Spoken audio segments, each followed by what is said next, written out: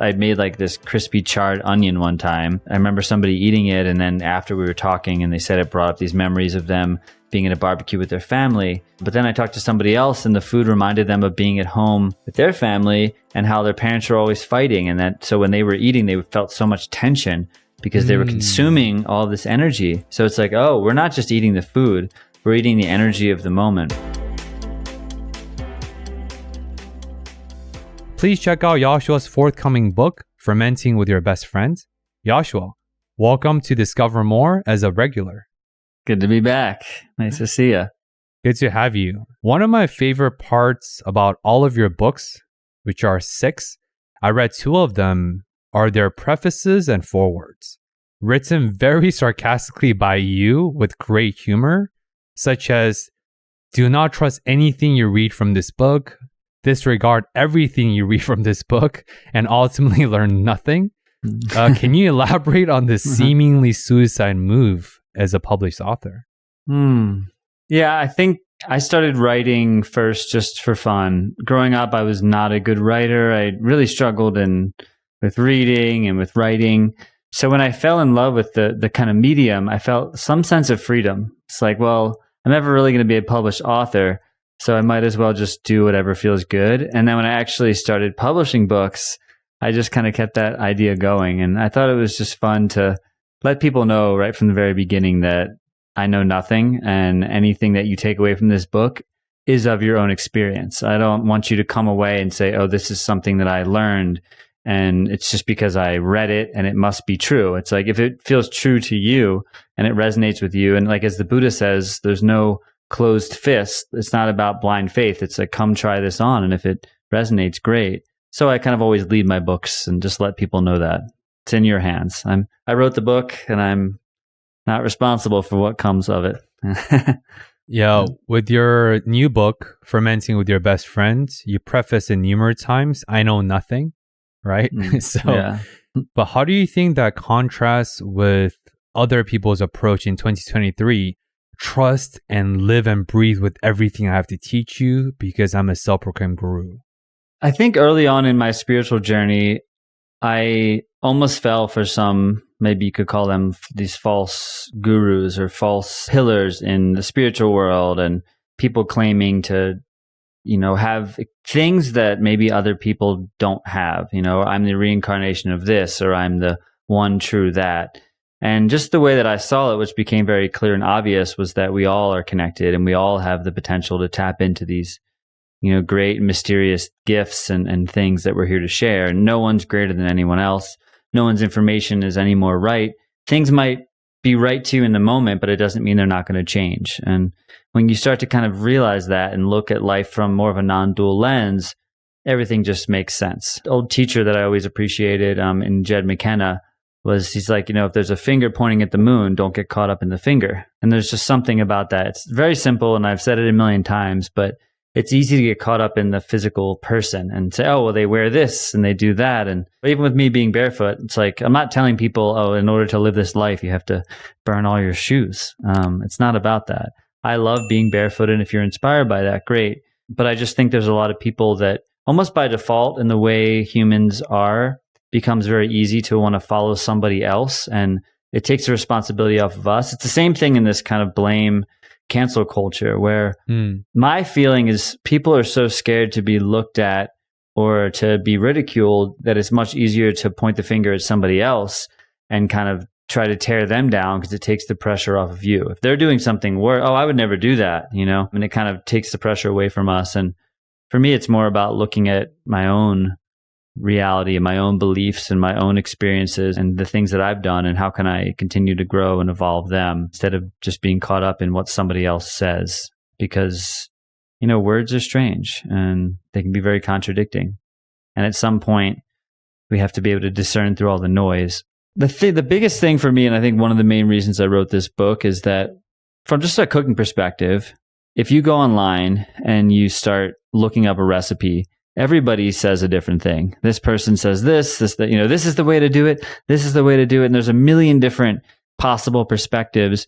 So at some point, you have to figure out what makes sense to you. And, your climate's unique, your ingredients are unique, the way your there's so many little nuanced things that you have to figure it out. And to me, it's not just about cooking. It's really about anything else in life and how that all comes together.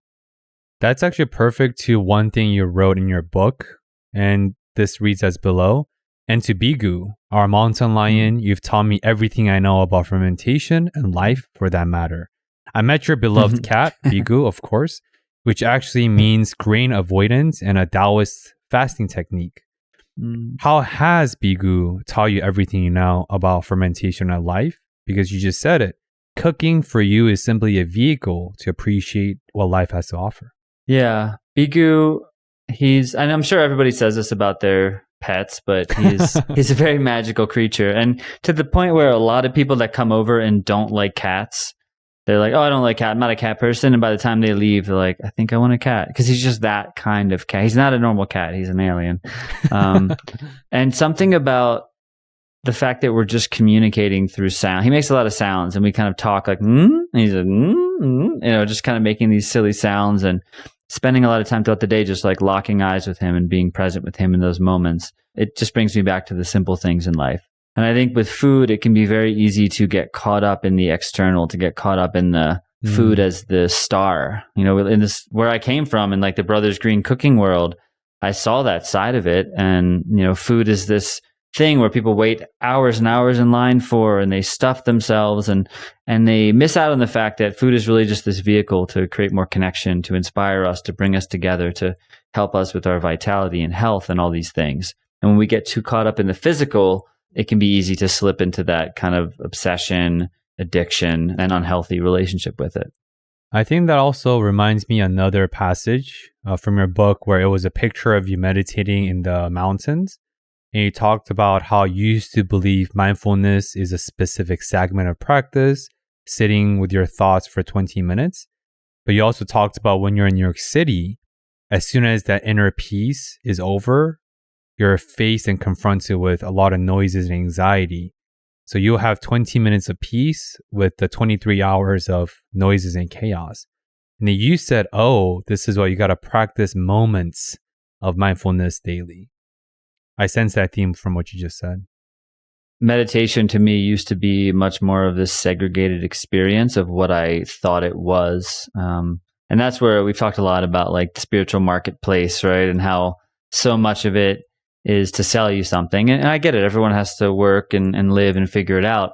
But what's tricky when we're living in this kind of consumeristic world is when we're really trying to develop this personal inward sacred practice. And we have all this external noise trying to convince us that we can be more and have more and do more and, whatever it might be. It can be hard to just fall in line with that. So my way of kind of quieting the noise in life isn't just sitting in my room for 20 minutes and making sure I get in my meditation, but how I can bring in meditation into all elements. So even if I'm in a place where it's crazy and crowded, we're getting ready to fly next week and we're not around people nearly as much as we used to be. But of course, being at the airport and travel, it's more chaotic. And yet I've spent all these years in New York City and different places cultivating this. So when I go into those environments, I can kind of find that place within myself. And I didn't necessarily cultivate that just through inward meditation, but also like many years of being in crowds and being, okay, there's a lot of people here. Just find my breath and just be aware and don't try to get too lost in everything. It's the same. We had someone come and stay for a retreat recently, and this was a first. At the end of the retreat, we went up back kind of behind our house in the woods, and we're sitting on a rock just sort of doing a closing. And I look over, and about 50 feet from us is a giant bear. Whoa. and I look over, and I was like, just stay calm. And she looks over, and she's like, oh my God. Just kind of like for first bear she had ever seen. And I just said, hey, bear.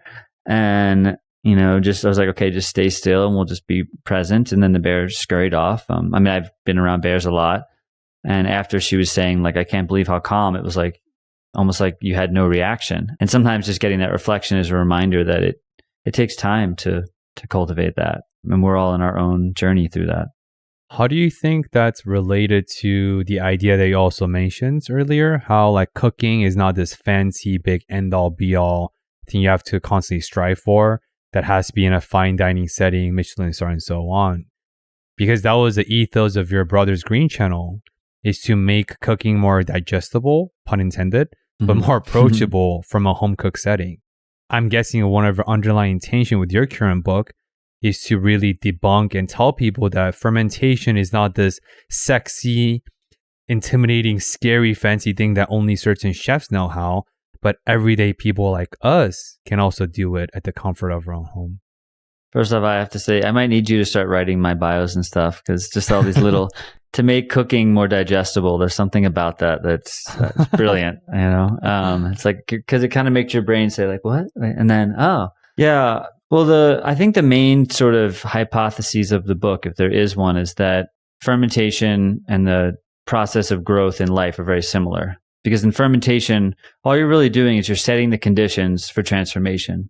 We're not actually... Like if I want to make sauerkraut, I'm cutting up cabbage, I'm salting it, I'm placing it in a jar, weighing it down and putting it away. Now I set up the condition, but then the actual transformation I have really nothing to do with. There's this magical thing that happens with all the microbes and bacteria in the air that because that, condition exists, they take care of the rest, and they turn that sour and they preserve the cabbage and they make it delicious and they bring a lot of life into it and all these different things. So you can look at it just from the perspective of, sauerkraut and fermentation, but to me, life is very similar. We can try to heal and try to grow and do all these things, but the actual healing is so subtle, right? It's like our heartbeat. We're not actually in control. The heartbeat is doing its thing, but if we design our life in a way that supports all these things, then the healing, the transformation, it just kind of naturally unfolds over time. Yeah, I love when you said it's all about setting the conditions, because I think a lot of us get caught up in the micro details of I need to do X for the Y and the Z to happen. But they don't really think about the paradigm and the framework they're operating with. It's like the idea of operational point. I think if your point of operation is skewed or misaligns, anything that you do and the buildings you build on top of that false operation point, sure, it could be the tallest building, but it's been operationalized in a skewed way to begin with. And I think it's a lot harder to, retract and go backwards and do damage control versus being mindful and intentional since the beginning. Yeah, you bring up a great point. And this is like maybe a theme in all my books, but really anything with life is, it's like, there's a great quote that Jed McKenna has, and I'm going to butcher it, but it basically says like, first wake up.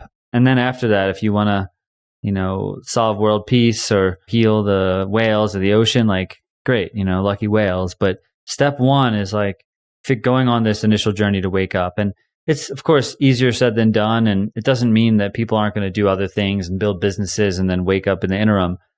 But if you can get clear on how the world works and how you fit into it before you start building on these foundations, then it's just much easier to build from a more clean and clear position.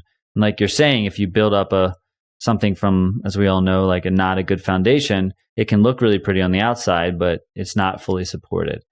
So for whatever reason in my life and my journey, like the number one thing for me has been figuring out these very basic and simple things. And I'm always learning. I'm always growing. There's no perfect place that I feel like I'll ever get to, because life is just constant change and shifting and growth. But it felt very important early on to understand these things. So I'm not, for example, it's very simple for someone to assume that they're like trying to grow this big business and achieve all this stuff. And then maybe one day, 20 years down the road, they find out in therapy that they were doing it just to get approval from a family member. So many people do so many great things in the world. It's very ironic, just because their dad never said, I love you or something like that. And then, and so it doesn't mean that there's anything wrong with that journey. But if we consider what's actually driving us and what's motivating us, it changes things drastically. So I like to be as clear as I can be on that. Reminds me of our reel from our last interview that did really well, because I think it really resonated with a lot of people. You said that goals don't matter, because who you were when you established that goal is not who you become throughout the pursuit of that goal. So if we're changing, of course, goals change too, because that goalpost might not be the same goalpost you want by the time you get there.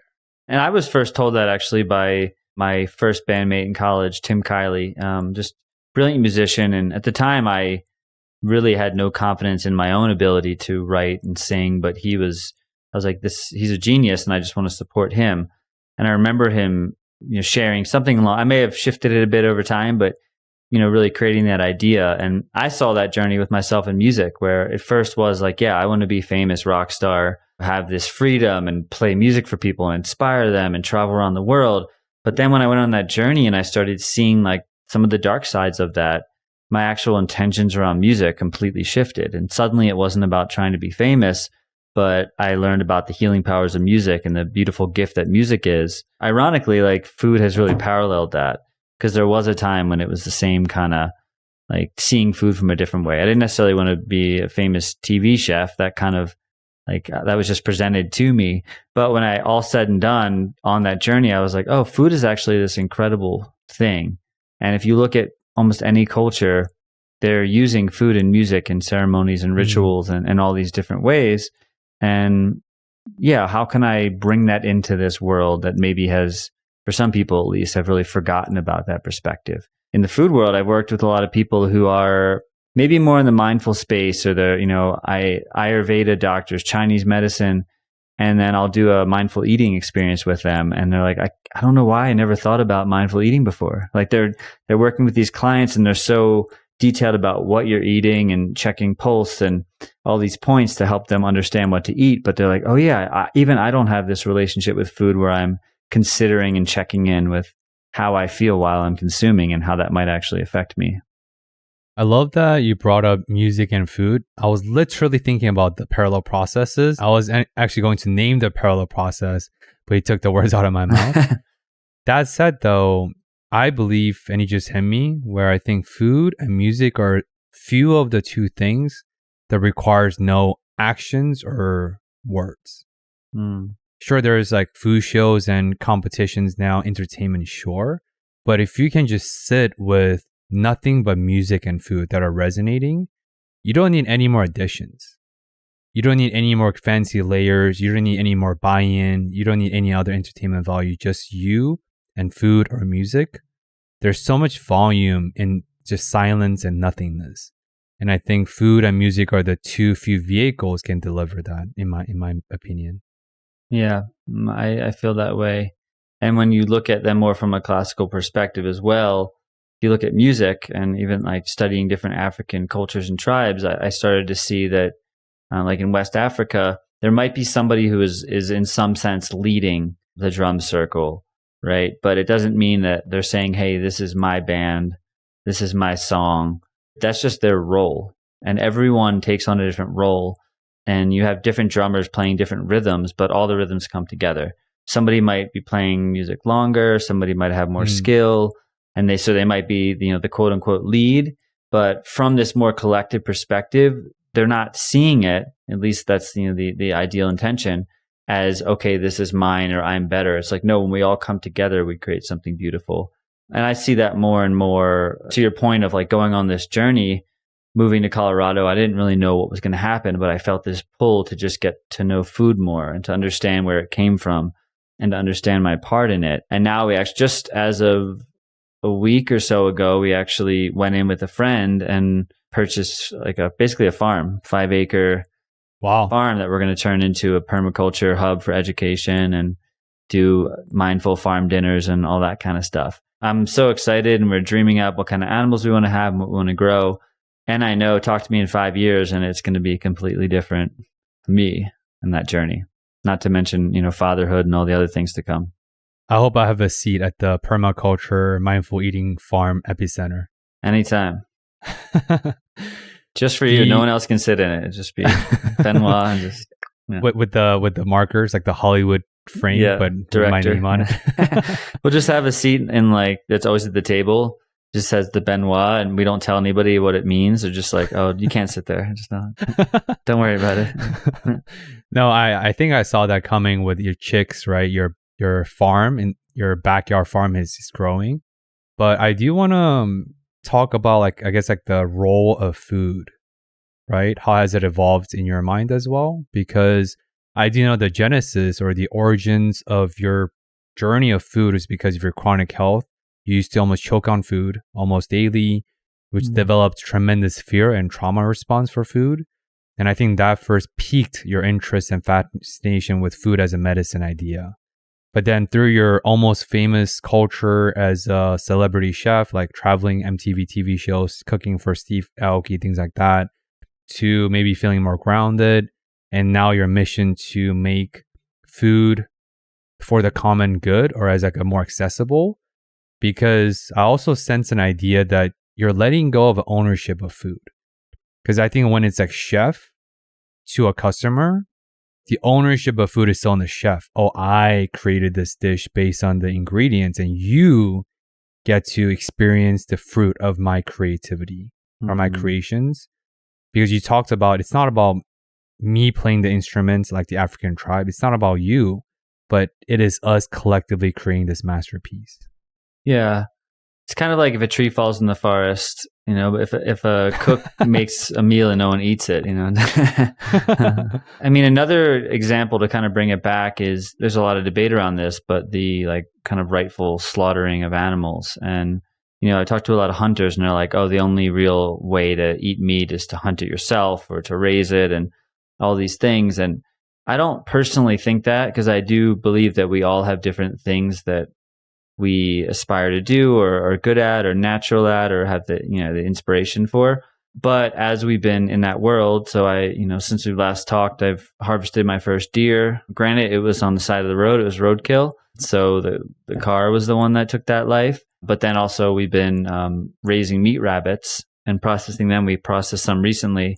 I think one of the things that I'm seeing from my own food adventure is that it's easy to separate, you know, the killing piece and to just go to the store and buy something already processed. It feels distant. It feels far away. But the more I was tuning in to just eating meat, I was realizing that there was still a part of me that was feeling that energy almost in a kind of strange secondhand way. So when I started actually learning the process myself, the actual, you know, ending the life of the animal is not fun. It never feels good. There's no joy. It's just this weird, sad thing. And yet I know I'm being with that process instead of trying to put it in the closet and act like it's not happening. So that's just one example of how I'm starting to like, okay, I don't think people have to do this, or I'm not going to try to guilt somebody if they're not involved in the process and they eat meat. I think we're all on our own journey. But the way it's unfolded for me is how can I be much closer to that experience, you know, and even what was strange is on Tuesday, you know, we let our chickens free range the second half of the day on the mountain. And when we went for a little hike, Aj and I, just like a short walk, and I came back and I saw a pile of feathers. And then quickly after I saw a fox grab the chicken and pull it away. And it was the first time we ever lost a chicken. And I was like, kind of like, you know, yelling a little bit at the fox, like, no, you know, what do you say? Don't do. But what was ironic to me is there was a sadness of losing that chicken. And yet I knew the next day we were going to be harvesting our rabbit. So it's not like there's any blame for the fox. The fox is just trying to live and survive. And when we start to create this separation between who deserves what, how things go, it just creates more distance between us and this natural cycle of life, right? Just like a tree, when a tree falls, it's not like it's dying and the whole world's mourning it per se. There's an impact that's felt, but the tree is evolving and turning into something else to then fertilize the rest. And it goes on. And it's really just us humans that have created this deep separation from this natural cycle of life. So I'm curious, like, what do you think your current version of yourself, since we are ever expansive, always, would go back in time and speak to your older version of self who are still riddled with trauma, fear, anxiety around food because of your condition at the time? I mean, on the most simple level, that wherever you are right now is okay. Because instead of trying to do anything or fix, just continue on the path and you will end up where you need to be. And also, I think just having some empathy for myself, which is something I've been feeling more just for the world and how challenging it is to be a human. Because listen, there's no rule book. There's a million bajillion books out there on how to do this and how to do that, but there's no one, unless you say the Bible is the one or whatever. And there's no one specific rule book on how to do everything that fits everybody. And I find it, you know, incredibly humbling to be human. And I just had these moments recently where I feel a lot of empathy for people. where it's like, yeah, it's confusing out there. And we're living in this new modern time where we're being told that everybody has to figure everything out for themselves, or everyone can do everything. You can make it on your own, and it's your own, and you can be the this and that. And it creates a lot of separation. So to go back to your question, I think I would just give myself a hug and say you're doing great, and just keep on bringing in that presence. And over time, it will make sense. Just to, I guess, diverge from cooking briefly, since I think emotionality is also dealing with our relationship with food. Because I think with their current rapid rise of food addiction, the processed food epidemic, the curated scientifically the bliss points by the processed food industries, right? The perfect sugar, crunch, all that ratio, which is the root of addiction. Because our brains are about 3 million years old, and we do not stand a chance, I guess, against the dopamine hijacked by the industries with all these psychologists working with the sole intention of maximizing profit by doing what's best for our brain, but not best for our well-being. So with that, like, why do you think it's so important for us to be first, be gracious and acceptance and loving about ourselves? Because if we don't do that, we can't work on any other relationships. Everything that we consume, and not just food, but think of all of our senses and how much we're taking in. Everything plays a role. And it can almost feel overwhelming when you start to realize that the sounds that we hear, the sights that we see, the things that we feel, we're consuming in all these different energies. Food seems like the obvious one because it's this physical thing. We can tangibly see it. Okay, there's an apple, it's here, and now it's in my mouth. It must be in there doing something. I can feel it in my stomach. But we're impacted by so many different external forces all the time. And that's why I find that this slow process of bringing in awareness, bringing in intention by the different things that we do, creates these really subtle changes over time. Granted, we live in a world where people are often addicted to the high and they want the maximum. It's kind of like we joke about it on our retreats. There's no promise of transformation or peak experience, or like I remember you said, right, life is the peak experience. That was great. I'll never forget that. Because I can promise somebody something, like I've been promised so many times you do this thing and it's going to totally transform your health. And maybe it does blow your mind open, and maybe you have this completely different experience that you've never had before, and it opens you up to a new portal. Great. And yet, from what I've seen, the change happens so slowly, so subtly. So the more food is a great way to kind of see that in action and then transfer it to other places in your life. Because when you sit down for a meal, if you are mindless and you're stressed out and you're at work and all these things, well, you might just throw that like sandwich in your face and it's gone in 2 seconds.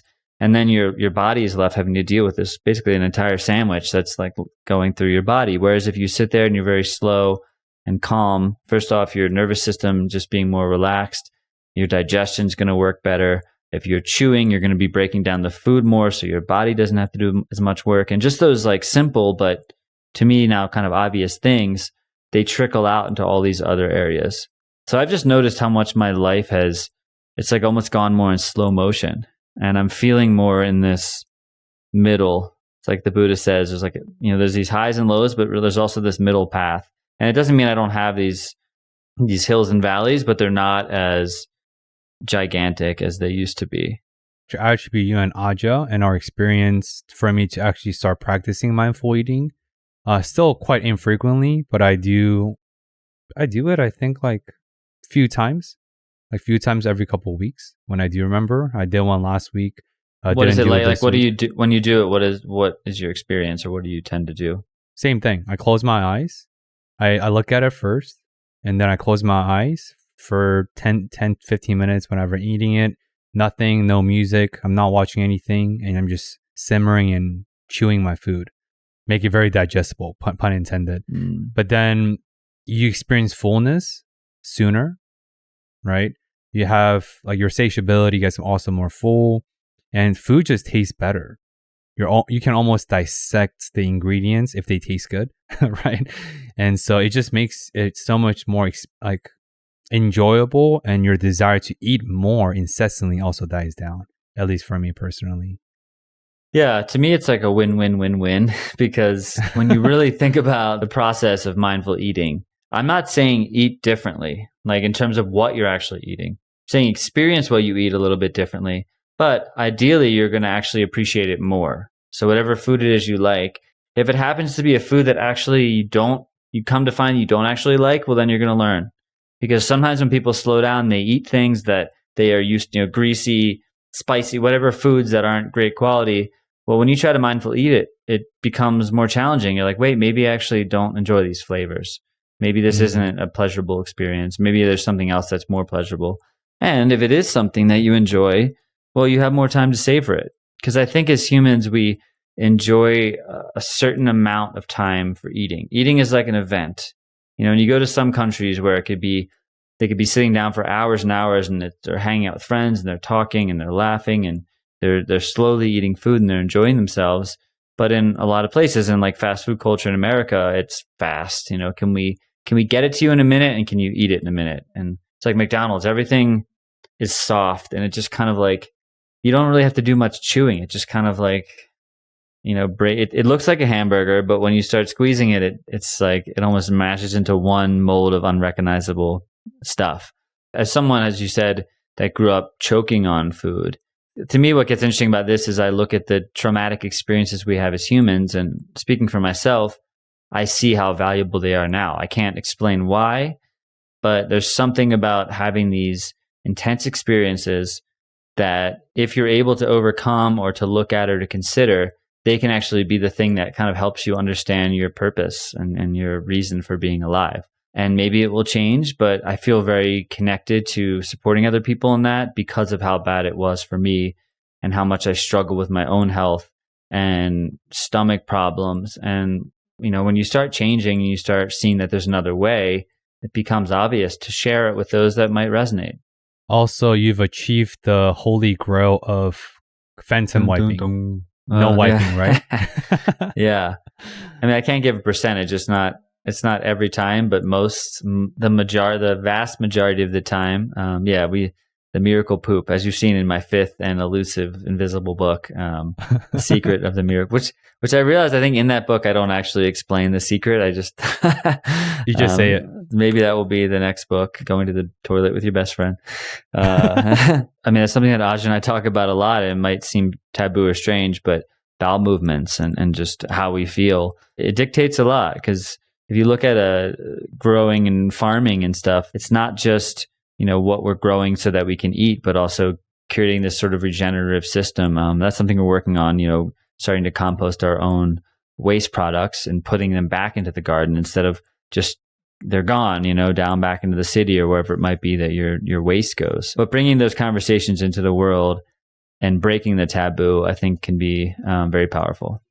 As you know, my fiance is going for GI doctor, and her initials BM, Becky Moon, bowel movement, and she loves. And I learned a lot about like women's menstrual cycle issues with their GI, constipations, and the pain they experience. It's because Becky's not envious of many things that I have, but one of the few things she is jealous of is my ability to poop 3 times a day, every day. And because like she struggles, like for weeks, it's hard for her, right? What would she say about the phantom wipe? Would she consider that a good thing? Yeah. I actually never asked her ever, but she knows how I feel about phantom wipe as the holy grail. Because I do use that as an omen. Like if I have a phantom poop, I know I'm gonna have a good day, and it's never failed me. Meaning making beings, right? But I will ask her today because she's going to a UCLA conference for GI stuff. So I wonder is that the holy grail just in the GI world? Like, I don't know. It could be. Could be indication of health. But I'll text you what she says after. But one thing that came up on my mind, Yoshua, is the idea of how the concept of gut-brain connections with the rise of like food fix, functional medicine, like people like Dr. Mark Hyman, who have really pushed these important concepts like microbiomes, like you talked about, right? All that's really important now. I think conversely, today we're talking about brain-gut connection, right? Thinking about what you're eating, thinking about what you're consuming with your mind through mindfully and mindfulness practices, which impacts our gut health. So like for you, like what are some of the tangible benefits have you seen just to really spotlight the power of mindful eating, since that is a big role? And sure, I explained what I do, but you're more expert on that sense. So If you could give like a 2-minute TED Talk about mindfulness eating and some of the tangible benefits and how it's transformative in your life, we'd love for you to share. Yeah, well, if I'm doing a TED Talk, got to start at the beginning. And like we said, I grew up having a mass fear of choking. Since I was a baby, my parents, whenever I would eat, I would choke, and they would take me by the ankles and upside down and shake me out. And so that was my introduction into eating. It was very intense. Now, looking back, as it turns out, maybe I was doing something that many babies do, which parents, or like my brothers tell me about, is kind of this letting your baby choke, because they have to learn how to eat. And there's sort of this baby-led, I think, feeding or something like that, where you just have to sit there and not panic as a parent, and the baby will cough up the food, and then things are okay. And I think my guess is my parents didn't know that was the thing, and they thought I was choking, and that was their action, their response. That's the best they could do. So fast forward, high school, eating very poorly, fast food, stomach issues, always on the toilet, always having cramps, diarrhea, just in a lot of pain, sitting, like looking at myself in the mirror on the toilet, just holding my stomach. Fast forward many years, I was with a partner for a long time who had a lot of food issues and allergies and things like that, which kind of got us into this other way of doing things. I remember one night we did this mindful eating thing where we ate in the dark, and I had those miracle berries. I don't know if you know what they are. It's this thing that you take and it changes anything that's sour turns sweet. And there was something about that where it like tricks your mind. You're sucking on a lemon, but it tastes like you're drinking lemonade and different things like that. And something about that sparked this whole interest. So started doing a ton of research into food and trauma. And grew up around a lot of people that had eating disorders, bulimia, anorexia. And even though I never felt like I was that extreme, I felt like I had some kind of disordered eating experience. And the more I looked into it, the more I was like, wait, does everybody have, do I know anyone that has a good relationship to food? And so many, this person's on this diet, that person's on that, and they only eat this. And I'm like, man, there's so much freaking confusion. And I felt this calling to just want to support it. So after doing lots of different research and talking to a lot of people, started doing these mindful eating dinners where we would take people, blindfold them, and just feed them food in a very unique way. And I would make all these kind of some simple things, some more interesting kind of molecular things, and just notice people's responses. And I couldn't believe the experiences somebody would have. Like they would remember, like I'd made like this crispy charred onion one time. I remember somebody eating it, and then after we were talking, and they said it brought up these memories of them being at a barbecue with their family. But then I talked to somebody else, and the food reminded them of being at home with their family and how their parents were always fighting. And that, so when they were eating, they felt so much tension because they were consuming all of this energy. So it's like, oh, we're not just eating the food, we're eating the energy of the moment, which brought me onto this more kind of quantum molecular level where I'm like, yeah, we can look at the food as the physical, tangible experience. And yet, what about all these other subtle forces that are there? What about all the other things that are affecting us that we are digesting and taking in? Why is it that somebody, is struggling with food, they change their whole diet, it works for a little bit, but then they start struggling again with this whole new diet? You hear it all the time. Somebody's like, oh, I went gluten-free. I feel so much better. I'm never going back to gluten. And then like a year later, it's like they start eating the crappy products that are like fake gluten instead of eating just good quality wheat. And they start finding ways because they haven't dealt with the underlying addiction. So when I look at it, I always go back to what is the simple thing that is not being seen. It's not just what we're eating, it's how we're eating. So when I work with people on a mindful eating perspective, I try to keep it very simple. I don't try to make it about like, this is the way that we bless our food, this is the way that we eat, but rather give people a container where they can explore that for themselves. Because we all are unique, we all are different. I can offer my experiences, I can say this is what works for me. I find that eating with my hands, this brings me so much closer to the food. I'm touching it, I'm part of it. With a fork, it's like a middleman, and it can be much easier to create this kind of separation. But when the food's in your hand and you feel like a kid and you're being playful and you're tearing the broccoli apart and dipping it and grabbing it and, eating it, it just makes it more fun. And then you're having this enjoyable experience. You're more relaxed. You have less tension, if you get to that place, and you're taking your time, you're chewing slowly. And just by default, I've been doing this now for 10 or 15 years, and it's like just by default, slowly over time, health just continues to improve and continues to improve and continues to improve. So for me, to wrap my TED Talk up, there are a lot of quick fixes out there. And there are a lot of people that do something. They go see a healer or they do a new diet or whatever it is. And they might say, I feel great. And it might inspire, oh, you got to try this thing. I don't eat this anymore. Or I only eat this. And it's amazing. But it's so easy just to take a snapshot of that person's life. And in that moment, it can seem great. But I like to look at these much bigger, okay, cool. Like that's how you feel in a year. I had a friend who, there's this whole thing now. It's like almost the anti-vegan movement where people are just eating meat, right? They're like only meat. And maybe that works, but it can be easy to dive into these extremes without looking at the bigger picture. So I find that the more we're just intentional with what we do, there's this intuitive knowing that comes through where it tells us, hey, maybe don't eat that. And even if you do eat it, next time you might be a little bit more aware of that voice saying, hey, maybe that's not how you should eat, or maybe you should slow down, or that's really not what you want. The more you listen and trust that intuitive knowing, the more over time things just kind of harmonize. Thank you. Good night, everybody. That's the end of Jet Talk. Also, I think your dad was holding up by your foot because he's a foot doctor, right? That's true. He's like, look, he's trying to get a better look at my feet. Your arches are falling. Yeah. Professional hazard. But what did came up for me, and I think this segues into this question really well, and tying this into what you said earlier, is there are no rule books, and there's just so much freaking confusion out in terms of our relationship with food. One of the most resonating things that you shared with me that stuck with me to this date is when I told you I've been sober from alcohol for almost 3 years now. And you said in passing, I don't know if you remember, but you said in passing, when you cut out a substance or anything, you're also cutting out the relationship you have with that thing. And you were talking about that what you never enjoyed wine, but then once you started fermenting and making your own wine with Aja, your relationship grew. And you have a host of wine, and I think you drink it very, very infrequently. And I think that's very relevant here because I agree with you. I think it's more about the relationship that we have versus the tangible physical thing that we're looking at, whether that's food addictions, food, fermentations, or life.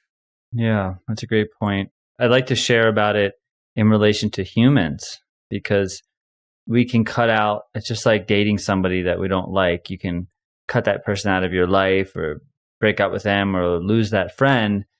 But if it's the underlying relationship that you're craving in some way, even if it's a distorted way, it's probably going to show up again. It's like we need to face certain things in our life. If we don't face them, if we don't really learn the lesson, well, it's just going to manifest in some other way. Now, there's a beautiful thing to that because I think going away from things like alcohol is a great example. I was the same way. And again, I don't know anything about alcohol. I'm not going to try to tell someone what to do or not to do. But from my experience, I was never an alcoholic, but I didn't like my relationship with alcohol. I didn't like how I felt. I didn't like the kind of alcohol I was consuming and exposed to. So I just stepped away for a very, very, very long time. And maybe the occasional beer here and there or something, but it just was never enjoyable to me. I never really understood why people really liked it. But as you said, when I started, fermenting wine myself and seeing this really subtle and simple process, I'm like, oh, there actually is something really beautiful about this process that I can appreciate. So I was able to transform my relationship. Now, it doesn't mean I necessarily drink it more than I used to, maybe occasionally, but I have a different understanding, a different respect for the intention of that substance that in my life and in other people's lives. And yeah, I mean, that's what's something that's very cool about fermentation is it is this natural process where last year I found a pineapple. We do some dumpster diving. It's been a while, but we had a big phase of dumpster diving and finding free food that's perfect in the dumpster. And there was a pineapple that had been sitting in there and I cut into it to eat it and I smelled it and I was like, oh, this is turning into alcohol. Literally, it's fermenting just because that's what happens to sugars when they're left exposed and they start to break down. So what I did was I just nudged it in the right direction. I cut it up, I put it in some water, added a little sugar and let it sit out and it turned into pineapple alcohol. I let it sit out even longer and then it turned into vinegar and now I have pineapple vinegar. And the more intimate that I understand these processes, which is I think the heart of a lot of the book is helping people understand what fermentation is at a basic level, the more I can have a just cleaner relationship to the things that I put in my body. And I just want to make it clear for anyone out there that feels like maybe it feels daunting to, whether it's to cook, to eat better food. I don't think there's any perfect diet. I'm not sitting here saying eat non-GMO, eat organic, eat local. Those are the things that I do because that's what makes sense to me. But everyone's in a unique situation. And rather than focusing on what other people are doing, you see this online. It's like, you got to eat organic, otherwise you're dying. And it's terrible, and pesticides.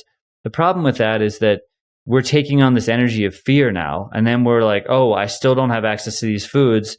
So now I'm going to eat the same stuff I eat, but now I'm going to feel horrible about it. And it's like, there might be some good to questioning what you're doing and seeing there's another way. But I would say, instead of feeling bad about it, just recognize, what do you desire to have in your life? And how can you slowly take these tiny steps to work towards that?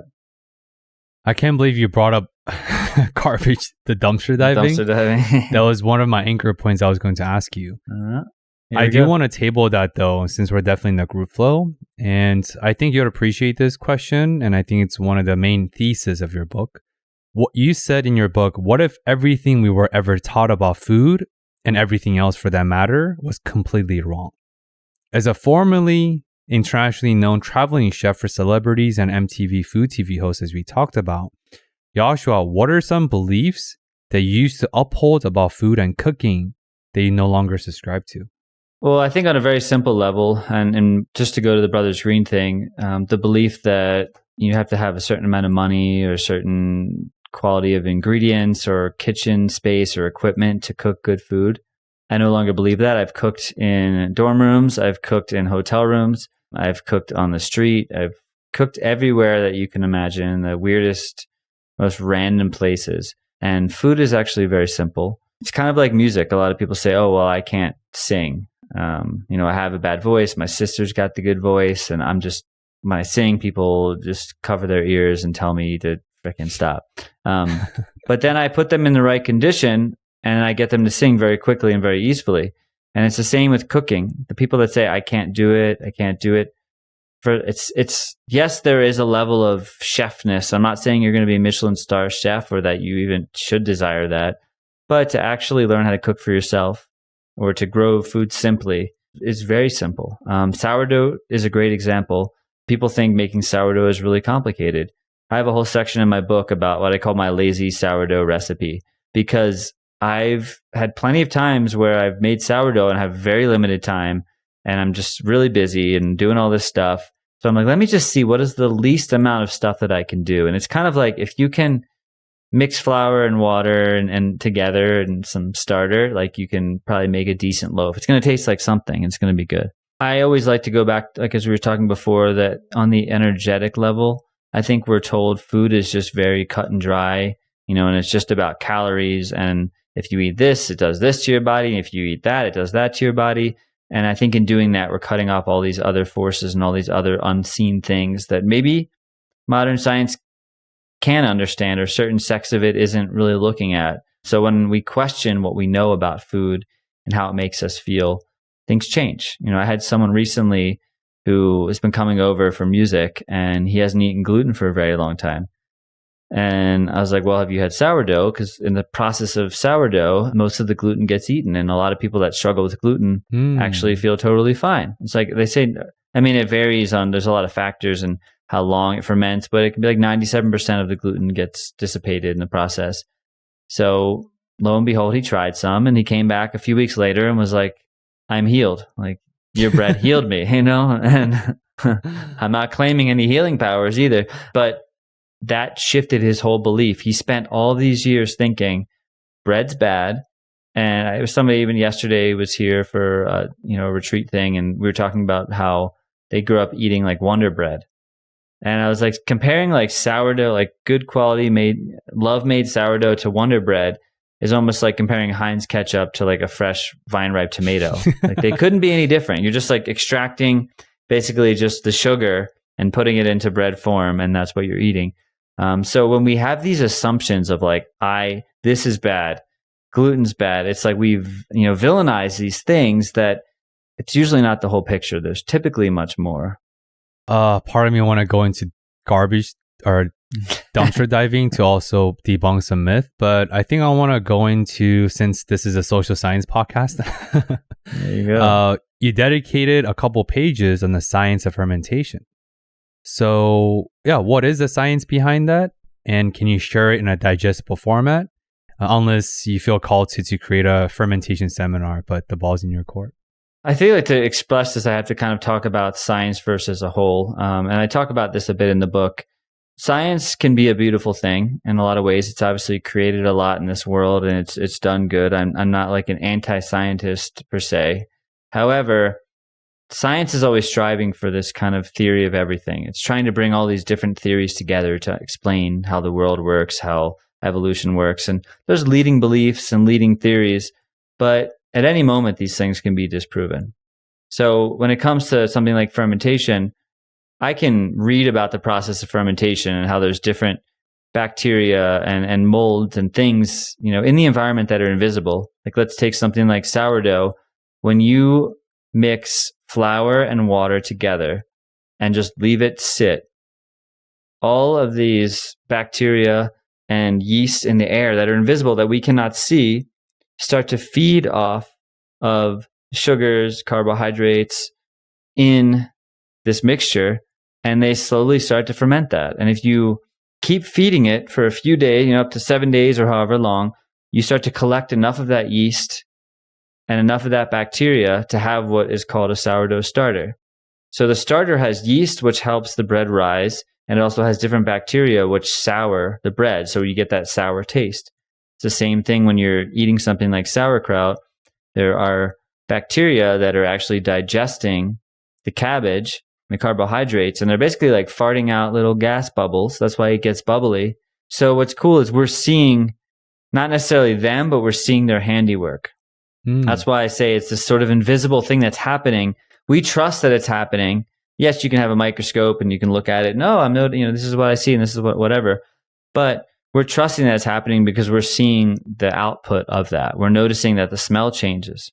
We're noticing air bubbles. We're noticing that the taste and the texture and all these things. And by observing, we can kind of assume that something is going on. To go back to why everything is in this book is about questioning, question everything that you know, is because what we know right now might really serve us well, but we could look back in 50 years and realize that the way that we saw the world was completely wrong. And I like to kind of find this interesting balance of like, in this world we're living in this kind of matrix, this is the leading beliefs and this can be really supportive.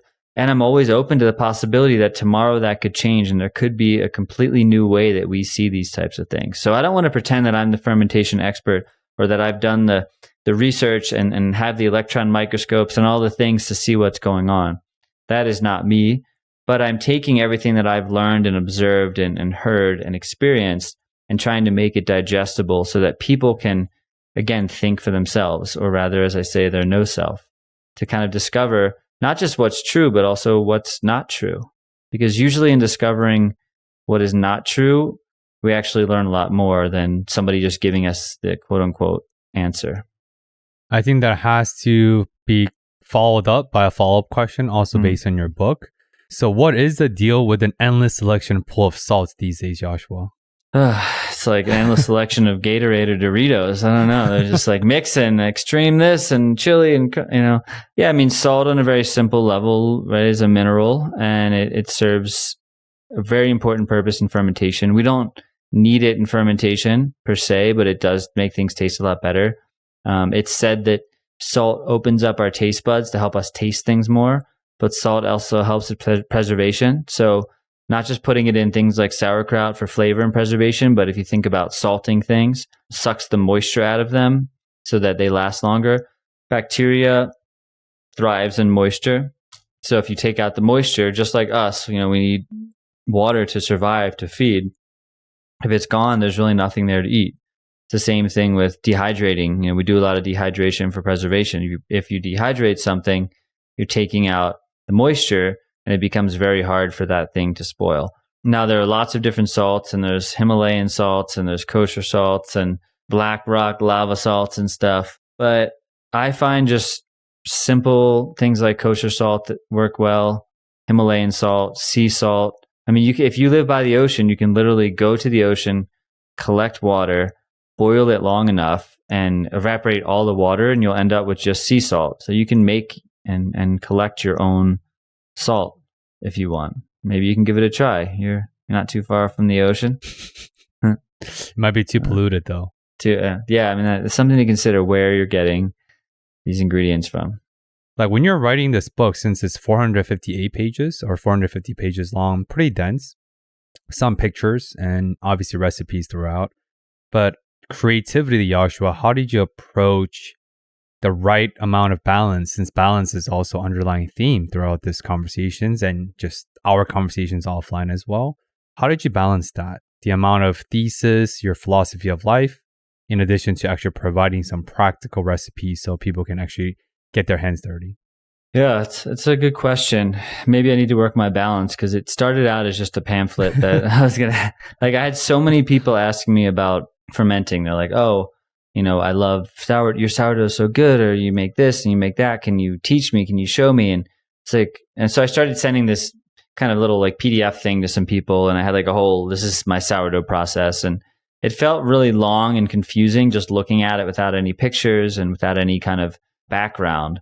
So I started writing something a little bit more substantial, and then I don't know, a few months later, there was a whole book, and then I thought it was done. I thought it was done it was like a 6-week. I wrote the whole thing pretty much, and I thought it was done. And then I started sharing it with people, and it was in their reflection that I realized that I needed to put in more time into this book. Typically with the books that I write, it's a very personal experience. I'll have somebody kind of proofread it at the end, but I'm just writing it to get it out, and that's that. But I wanted to do something with recipes, to share all these things and to continue to share this philosophy. And I was noticing a lot of friends were like, "So this is, you're not just going to give this one away for free, right? You have a baby coming, and you're going to do something with this, or this is a really good book. It needs to be XYZ." So then I started refining it more and started adding more of my philosophies and trying to take people on an adventure. Because as you said, there might be recipes that are quote unquote, wrong. And you might read something and be like, that doesn't make sense. And to me, that's part of the process. And in a weird way, it's almost like a magic book where like you're being questioned on what's going on. So yes, you can open this book up to any page and be like, "Oh, fermented honey garlic. Cool. All I do is da-da-da, and that's that." And you can take it, at face value. But there's so much more if you really want to understand how to figure out the recipes in your own life. Or if you want to understand fermentation in a way where you don't have to pick up the book one day. You can just look at, what do we got in my garden? Okay, I have this green beans. What can I do with green beans if I add this percentage of salt, put it in this place after this many days, start taste, da-da-da-da. So I really wanted to bring people into that world. But the other piece is I'm not a fermentation expert by any means. And there are so many great fermentation books out there. The Art of Fermentation, I think, is like the end all be. It's a perfect book, and it's a heavy book though. It's more of a textbook kind of book. And Sandor Katz, who is the author, he's like the fermentation master. He's done so much in the fermentation world.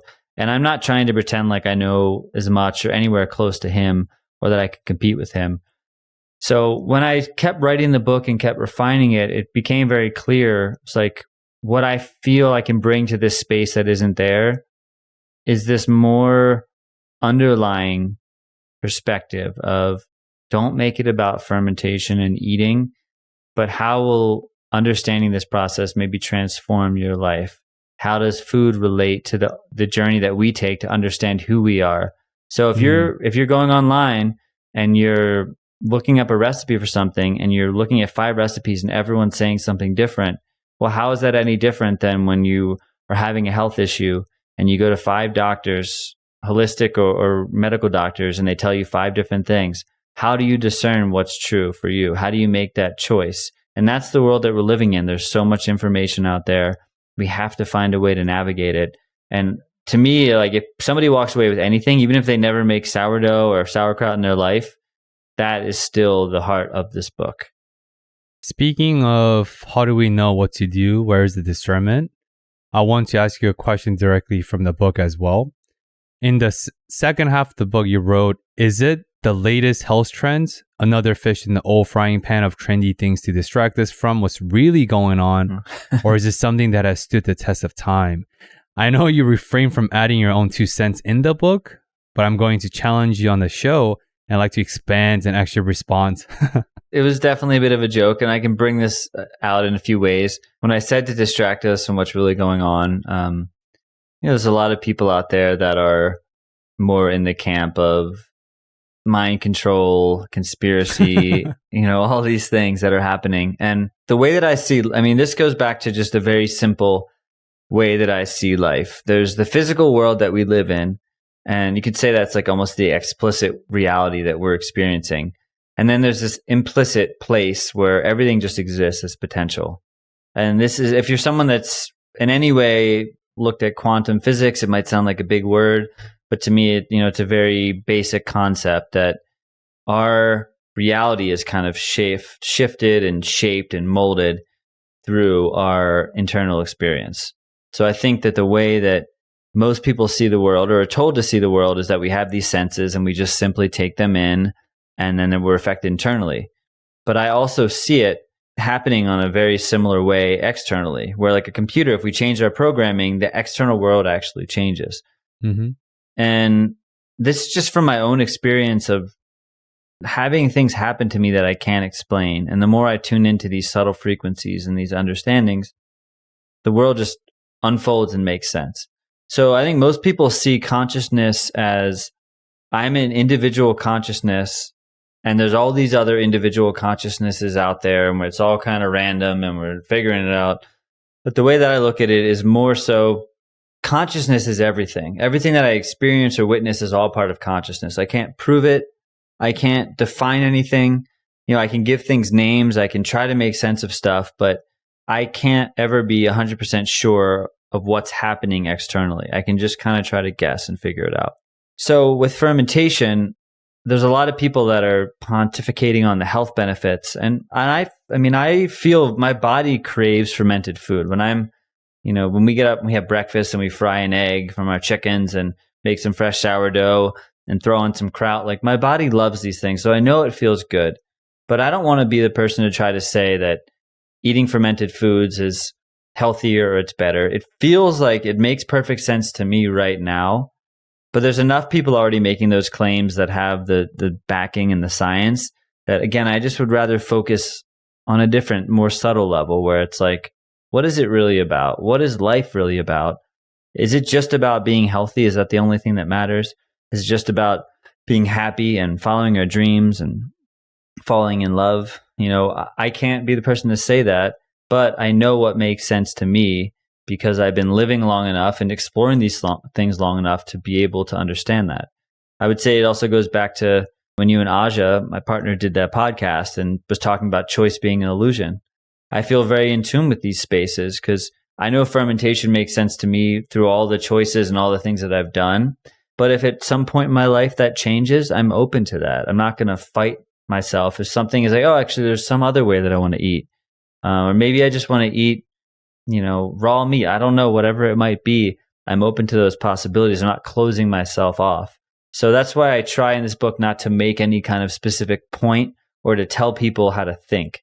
But for you, don't listen to a word I say. I know nothing. I don't even know why you're listening to this podcast. That's yeah. Yeah. No, I think your urge and your encouragement to really think truly for ourselves and make some sort of an informed decisions, not based on specific sex or certain aspects of your information necessarily, but just think twice and be thoughtful and make it an informed decision based on your intuitive feeling of what feels aligned based on what you want to do. Yeah, and this could be maybe heartbreaking for people to hear, but have you ever had somebody say to you that they say, I love you, and then they'll say, I'll always love you, or love you forever? I've had these experiences many times in my life, and at the time it feels great to hear that I will always love you. I will love you forever, no matter what. We'll always be family, whatever these claims that we make. And in the moment, it feels great. And I get what people say it. And I've said it too, many times. But when I look back at those relationships and people that I'm not even in communication with, I start to realize that forever is just a moment. It's not actually forever. And in that moment, it's completely true. It's right. It's, I will love you forever. In that moment, that's forever. But then flash forward 10 years and you don't even speak to that person and you have no relationship. And it's like, oh, we make these giant claims because they sound so good, because we want to make people feel good in the moment, or we want to excite somebody or get them to buy our thing or whatever it might be. But if you look at life as a whole, I don't know what's going on. I'm just kind of taking it day by day and trusting in these ways that I've understood the world, and trusting in a higher source and a higher power in the universe to continue to guide me. And so I'm always open, and I don't want to pretend that I have the answers for anybody. And that's how it's been for me. There's been not a single person that I've just looked at and been like, oh, you've got it all figured out. Let me just, shadow you and do as you do. We're all here to figure out what makes sense for us. And I think that, to tie it all together, to me, that is the thing that connects us all. In a world where it's so easy to feel separate, in a world where it's so easy to feel alone and like nobody gets us. And you see this in all the movies and documentaries, and no matter how cool or popular or how famous or smart or whatever it is the person seems externally, how often do these people feel so alone and so isolated? But to me, the thing that keeps us all together and makes us as one is the knowing that we feel this confusion, is the knowing that we all can feel alone. Somehow in us feeling alone, to know that we can feel that, it's like we're all in it together. Couple of thoughts came up to me, Joshua, and I think, and this is a reason why I've always loved sharing space with you, online or offline, because I think through immersive and intentional and mindful sharing of the moment, it allows us to connect with different points within us, and it becomes more clear. And I think clarity unfolds through this natural dance of engagement without agenda necessarily. Couple of things for me is, you asked me what's going on in my life. I share some family stuff, career stuff, the process I've moved through this almost famous culture through the podcast. Another thing I didn't share, and I think it's the most meaningful and present in my life, is judging and imposing my value of determining what is meaningful to me. Like, one of the things I struggled a lot once the podcast got bigger, I started to interact with people who have more finite amount of time and space and energy. And before, I used to say that I'm looking for transformational relationships in the podcast, not transactional. But then with the podcast's height and just the people I'm interacting with, naturally, unless like you are regular, once you interact with them on the podcast, there is no guarantee that a round two or additional interactions is going to happen. That's just the natural flows of life. And I used to struggle. I feel like, I'm only talking with them to extract value both ways. They get the promotion from the podcast, and then I get to have them as content. It seems so transactional to me. And I do this interview every single week, and I love the time we spend together, you and other people as well. But unless we have this offline continuations of relationship that unfolds and develops, I felt very lonely, and I felt like I'm only experiencing the moments I share with them only for the sake of content. So it felt very transactional. And then Becky, as what great lifelong partners do, they remind us with grace. And she said, but what if that 2 hours you spend with this guest that you may never see again is meaningful in itself? Because having these deep, immersive conversations for 2 hours is a big ask for some of the folks, as you know. So she said, why do you have to measure that 2 hours of meaningfulness based on your own metrics? Why can't it be meaningful because it was meaningful? Why do you have to create all these additional conditions of it's only meaningful if? I share that because I resonate with what you said, right? All of us have infinite invisible webs of life. I love this thought exercise. It blows my mind. Ever since I was young, I forgot when, but it hit me. Sure, there's 8 billion people, but the hundreds of people you see every single day on the streets. After this recording ends, you're going to see people. I'm going to see people. But then every single one of them have infinite, invisible, interconnected web of life with their own families, own friends, own stresses, own mental health, own struggles. But we don't know any of them. And it's not that they're irrelevant in our lives, but they're non-existent in our life. And that to me creates more compassion and understanding. Because we only glimpse into a fraction of what we think we know. But outside of what we know is everything we don't know. Yeah, I appreciate that. And I appreciate you for being on that journey and just everything you're sharing about podcast and growth and trying to make sense of that in a way that's meaningful for you, because it is tricky. We can try to imagine what it's like to grow a business or to expand on something we're passionate about. But as we said earlier, the goal is really just getting us on this journey. So to be in that space of having the awareness of, oh, maybe that part's not for me, or maybe what's really meaningful, that is the journey of life. And that's the beauty of figuring out what is true, because on some level we have to know, on a very deep level, and this kind of goes back to the science thing, that what is true right now might not be true tomorrow. But can we still find a way to believe it in this moment and be okay if it changes, and be okay if it's different or if it's not what we thought it was? That very pursuit is what started this whole journey for me, of one day sitting in my car and writing all the thing, I had just gone through a breakup, and I'm writing, this is what was wrong with me. This is all the things I was doing wrong. This is why we didn't work out. And writing. And then the next day I would go back and be like, no, that's not why. It's this is why. And then da-da-da-da. And I kept writing until I got to this place of like, actually, I have no idea. Everything I'm saying is changing. And so that is what gives me a lot of empathy for people out there, because I can go on social media and judge people and, oh, they're trying to sell me and they're being deceitful and they're doing, but I don't, like you said, I don't know what's going on in people's lives. We don't know what struggles. We have this, people with retreats, sometimes somebody says, hey, they want to sign up for a retreat and they're excited about it. And then you don't hear from them for a few weeks. They just kind of go dark. And you're sitting there and you're wondering what's going on, trying to make up stories. And then you come to find out that, yes, something was going on in their life, or that they were having a really rough time. And to even send that email took a tremendous amount of energy.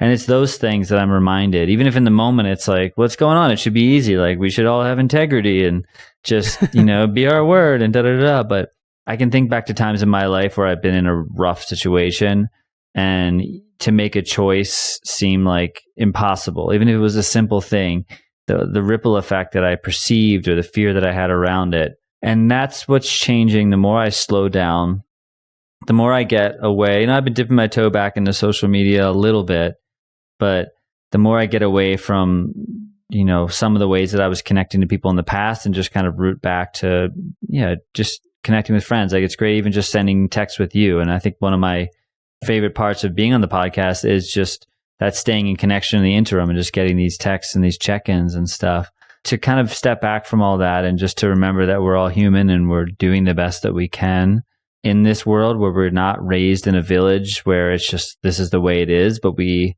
are told that, anything's possible and we can make it on our own. And to navigate through all that stuff, I feel for people. If you're out there and you're listening and something is confusing or scary or lonely, I think we've all been there in our own way. And again, that to me is what connects us all. So I'm always open to the fact that we're all just reflections of each other, and we never know. We can't discount, how people are going to show up in our life and what they're going to mean and what they're going through and what support they might need. I think Will Smith said this in his autobiography, Will, a while ago. He said that school of life is the opposite from school. In school, they give you materials and you have to prepare for tests, and then you take the test. In school of life, the life presents you with tests without an answer, and it's your responsibility to seek out the materials and the lessons from the test of life. And speaking of fear and, I guess, misconceptions and judgments, and you talked about your dumpster diving earlier, so I know we've tabled that, and I think it's a cool way to finish. Before I hit you with the last question, is I had the opportunity to witness your dumpster diving routine when I was with you guys in January. And I believe dumpster diving phase for you is a couple years old, if I'm not mistaken. So why and what has garbage diving taught you so far? Because to certain folks that It sounds ludicrous, right? Like when I found out we were dumpster diving, I was like, I mean, Yoshua represents a lot of esoteric things, and I respect him because of esoteric interests. But dumpster diving, yeah, we'd love for you to share what comes up for you. Yeah, well, I've been dumpster diving for quite a long time because when I was living in Brooklyn and I didn't have a lot of money, I was always finding ways to eat as freely and cheaply as possible. But the last few years, we definitely kicked it up a notch. So this is to go back to your question earlier about questioning everything you think you know. In America, maybe it's pretty commonly known now that we waste, I think 50% of our food that we produce goes to waste, which is a ridiculous amount of food. My guess is it's actually a lot more. So grocery stores, in the American mindset, things have to be jam-packed all the time. If you go to other places, and maybe like you're in Europe and you go to a bakery, for example, they bake what they bake in the morning. And then if you go in at 3 o'clock, they might have a couple things left. Some places in America still go by this, but the general idea with this kind of consumeristic, capitalistic world we live in is that let's walk into a store and let's have everything packed so people feel abundant, that we always have whatever you need, it's always here. So in order to create that illusion, we have to waste a lot of food. And that's not the only reason we waste food, but that's a big reason. So when you go to the grocery store, they just keep getting more and more and more food. And a lot of that gets thrown out. Some groceries have programs where they donate stuff to farms. There's an organization called Joy's Kitchen in Denver, and she gets tens of thousands of pounds of food every single week, goes to nice markets, oftentimes organic foods, and gets it donated for free, food they're going to otherwise throw out, and then she gives it out in a food bank to anybody that wants it. But there's still a lot of waste. So we go to the dumpster. There could be there's the compost section, there's the recycle section, there's the dumpster. The dumpster is going to have more of your eggs and your meats and your dairies and products and things. And then the compost is going to have veggies and stuff. And sometimes there's nothing, and other times it's loaded to the brim with perfectly conditioned. Yes, sometimes things are beat up a little bit and this and that, but oftentimes you're getting perfect condition organic peppers. If you go into the store, you're looking $5, $6, $7 a pound for red peppers. Meanwhile, they're also in the dumpster. So I will go into the dumpster and we'll take things that we want and we'll clean them with vinegar and water and cook them and give them out to people and share food. And this to me is just a way to take food that would otherwise just go sit in a landfill. And it's fun. It's kind of like trick-or-treating. You don't know what you're going to get. And you don't know what's going to be in there. And there's a little bit of that addiction. It's like, oh, we're driving by. Should we jump in and check it out? This summer, I haven't done any dumpster diving. It's trickier in the summer because it gets hot and things start to break down quicker. But also we've been growing so much food that we don't need to. But we'll see again in the winter. No, I thought it would be a cool question towards the end. Like you said, full circle. Question everything you know. And exactly. I guess rewiring and relearning our relationship with any ideas or preconceived ideas we might have. In this case, dumpster diving. I wouldn't recommend that in LA for many reasons. But obviously, as you talked about, fermentation, just like life, I think that's the thesis of this conversation, is it's not about the final product, but set aside the right intention to create the most conducive and supportive conditions and set the stage for whatever you want to create. Whether that's fermented food, just a simple food dish, or a career, or just meaningful relationships. With that, Yoshua, if anyone could take away one thing from this forthcoming book of yours, this is a loaded questions. If people can take away one thing from this book as the author, what would you hope that intention to be? Why I say question everything is because maybe what we know right now, and let's say we really believe something and it feels good and supportive and we question it and we still believe it, great. But if we're not willing to look at our preconceived notions and our assumptions, what is actually driving our life, right? We can look at free will versus, predetermination and try to decide, is it nature or nurture, or is it free will or destiny? But if we're not actually sure what's driving us, if we don't know the forces that are actually controlling us in life, well, then how do we actually have any sense of choice or any sense of freedom? If fear is really what's guiding our decisions and the thing that's getting us to start this business or to take this job we don't like, or to remain in this relationship that doesn't feel good, or to, keep telling the same stories about ourselves, I always ask, is it worth it? Right? Is it worth it to not reconsider? And even though it can feel like a big job to question what we know, because in this world, to have this sort of confidence of like, I'm the one that knows, it's great for selling things. I don't doubt that. But for me, the more clear I am, the more I know what just makes sense intuitively. And the only reason I got there is because I question everything that I once believed. So if you can take away one thing from this book, it is to question everything that you know and to see where you end up from that place. And I think this is a reason why true seeking, or the process of destroying the false layer of self, it's a win-win-win-win scenario like you talked about. Because only two things are going to happen, only two possibilities. You're either going to trim away the saturated fat that's unhealthy for you and get to the core healthy part that's conducive for your growth. Or through this process, your beliefs and core beliefs and ideas are only going to get strengthened through this vetting and self-evaluative process. So if you partake in this true seeking journey within, it's a win-win-win-win. You're going to walk away with strengthened belief or more selective and more intentional beliefs. So true.